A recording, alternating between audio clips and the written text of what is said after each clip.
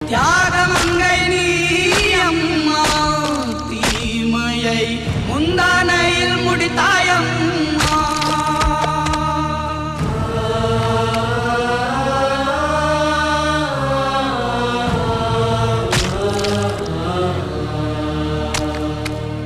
என்ன விரதம் ஏற்றாய் நீ அம்மா, நெஞ்செல்லாம் இறைவியாய் நின்றாய் அம்மா. உன்னை கண்டால் காலனுக்கே ஜக்கம்மா, கண்ணிரண்டும் கலங்கும் அம்மா.